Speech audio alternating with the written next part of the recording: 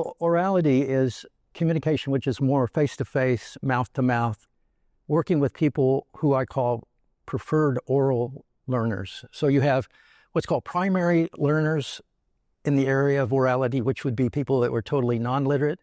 But on the whole, we're working with either functionally non-literate or semi-non-literate type people, meaning they may have gone to school, but they either can't, won't, or they don't prefer to read.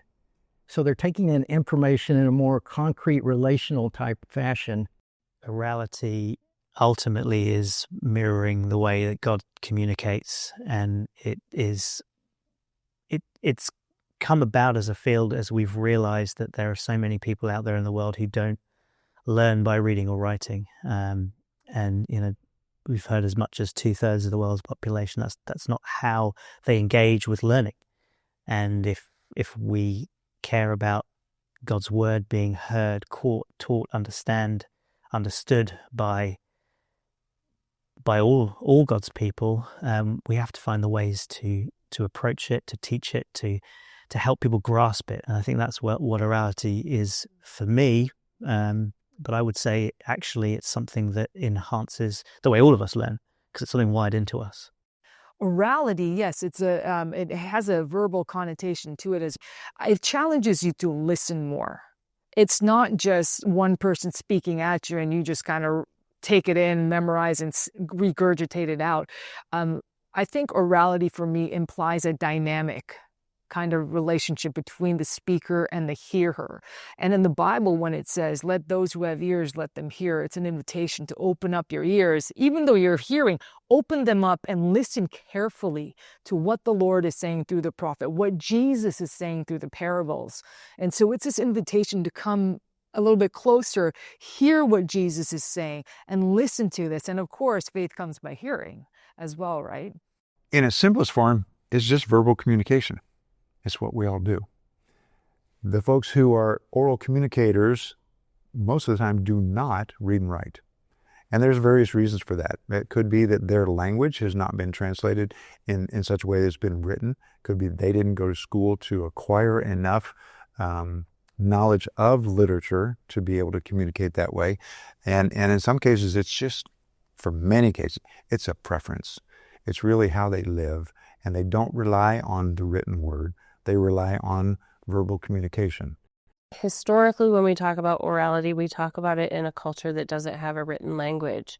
But there is something called secondary orality that comes about when a culture with a written language is actually more interested in learning in non-written language ways, like through visual arts, through storytelling and other things. And so I could recognize in my culture, especially younger generations younger than me, an absolute disinterest in anything written, completely an interest in visual storytelling, even the advent of emojis as a thing.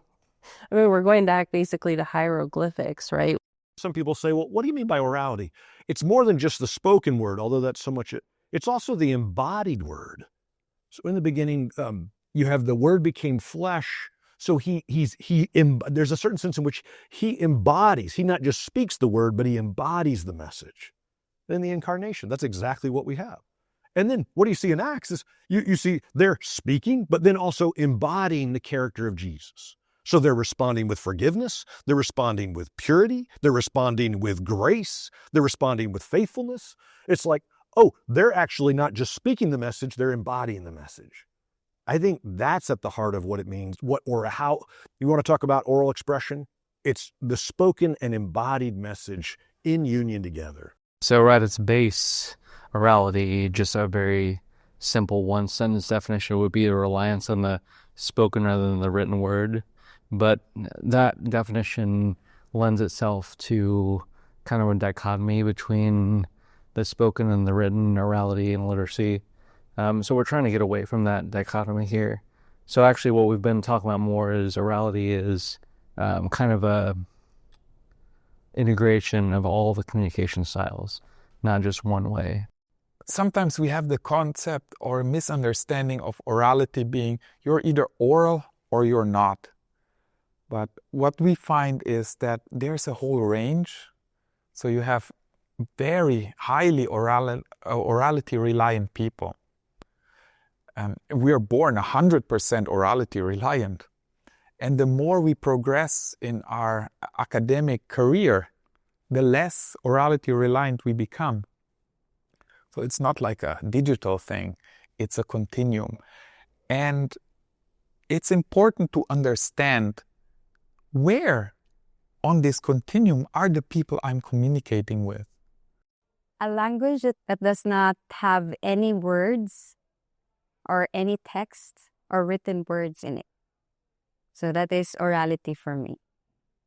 A language that does not require you to do reading and writing. And a language that is also can be used as a communication for those who prefer not to read and write. Orality is about, for me, the way I've understood it and the way I continue to just kind of grasp it for myself is that it is a lens through which people see the world, and also a way that they receive communication and information. And I would actually go as far as to say that I believe that all human beings have a base of orality.